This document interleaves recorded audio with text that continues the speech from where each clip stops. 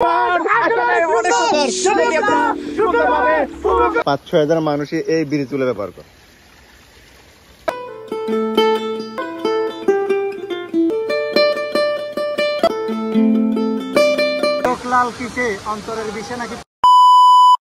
Hello guys, আসসালামু আলাইকুম সবাইকে। কেমন আছেন সবাই? বিশেষ করে বৃষ্টি পড়তেছে আর আমার বন্ধু ফাহিম শাহরি ওরা আসলে গ্রামে আসছে, তো ওরা নিয়ে খৈসার জন্য যাচ্ছিলাম।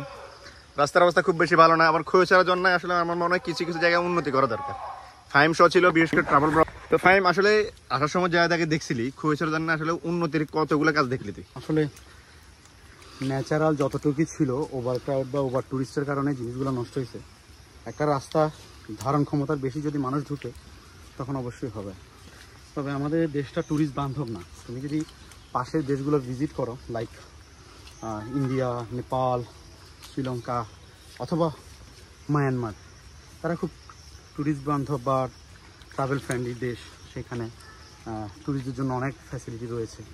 আমাদের দেশে সেই দেশে কোনো কিছু নেই। দেখো তুমি ভিয়েতনাম, কম্বোডিয়াতে আমি ভিজিট করেছি, সেখানে ট্যুরিস্টগুলোতে লোকালদের তেমন কোনো ইন্টারেস্ট নাই বা লোকালরা খুব কম যায়, ফরেন গেস্ট বেশি যায়। চিন্তা করো, এই ঝর্ণাটা দেখার মতো অনেক কিছু আছে, সুন্দর, পরিষ্কার পরিচ্ছন্ন। এখানে প্লাস্টিক পড়ে থাকে, যারা নিচে আমি জানি না তারা কতটুকু এফোর্ট দিচ্ছে বা কতটুকু কী করে। তো তারা যদি সব কিছু ঠিকভাবে দেখতো। আর ভালো যেটা আমি যেটা মনে করি, বেসরকারি নেক্সট আসুক বা যারাই কর্তৃপক্ষ আছে বা চট্টগ্রাম উত্তর বন বিভাগ বা এটালা ন্যাশনাল পার্ক যারাই আছে, এগুলো যেন তারা খেয়াল করে এবং এই জিনিসগুলো প্রতি যেন আরও দায়িত্বশীল এবং যত্নশীল হয়। এখন যাচ্ছে আসলে খৈসার জন্য নাই, বাকিটা আমরা ভিডিও দেখাবো। বিশেষ করে আসলে আমি যদি সামনে বিশেষ করে রাস্তা একটু দেখাই আপনার, দেখেন রাস্তাটা মানে এখানে রেগুলার 5 থেকে 6 হাজার পর্যটক এখানে ঘুরতে আসে এই যে খৈসার জন্য। মানে রাস্তার অবস্থা দেখেন, আরে এই 5-6 হাজার মানুষই এই ব্রিজগুলো ব্যবহার করে, এই ব্রিজগুলো ব্যবহার করে। আমি যদি বলি বাংলাদেশের পরিসংখ্যান বলেন, কামডাউন বলেন, সব মিলাই বাংলাদেশের 1 নম্বর ঝর্ণা কিন্তু খৈসার জন্য, এটা বলা হয়েছিল। মানে এই ঝর্ণার হাল অবস্থা কেমন এটাই।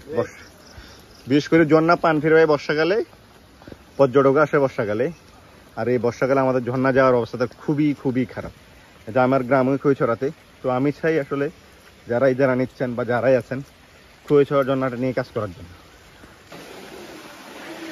এই জায়গায় একটা দড়ির অনেক বেশি ইম্পর্টেন্ট মিলে আসলে এখানে যারা আসেন, আমাদের গ্রামের ঝর্ণা এটা।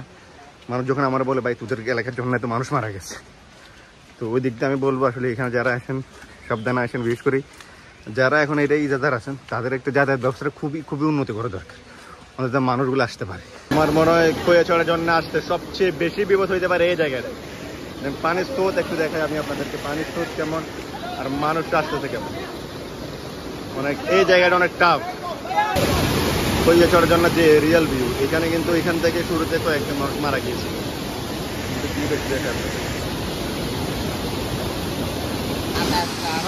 ভাই এই কিরে স্রোত কেমন?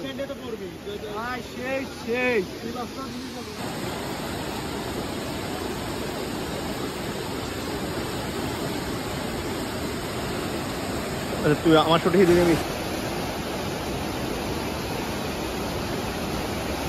এই আস্তে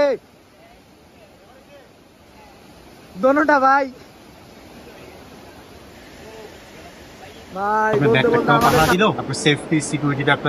আপনি নির্জন আসবেন, কোনো একটা ইনসিডেন্ট যদি ঘটে তাই সে থাকলে আর কেউ আপনার কাছে আসবে না। এটা হলো যে মেইন, এবং কোন জায়গায় সেফটি মেনটেন করতে হবে সেটা গাইড সবসময় করতে হবে। ফাহিমের কথা অনুযায়ী আপনার যদি এখানে একজন গাইড, আপনারা যদি 10 জন আসেন 5 জন আসেন, একটা গাইড নিয়ে আসলে আপনাদের সবচেয়ে বেশি হেল্প হবে। হেল্পটা কেন হবে? একজন গাইড খৈয়াছড়ার জন্য সম্পর্কে সব কিছুই জানে এবং কোন জায়গায় গেলে আপনাদের বিপদ হবে, কোন জায়গায় না গেলে আপনাদের বিপদ হবে না, সেটা আপনাদের বুঝে দিতে পারবে।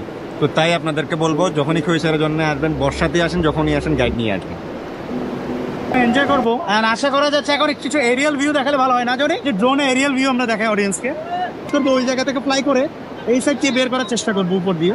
তো চলেন যাওয়া যাক।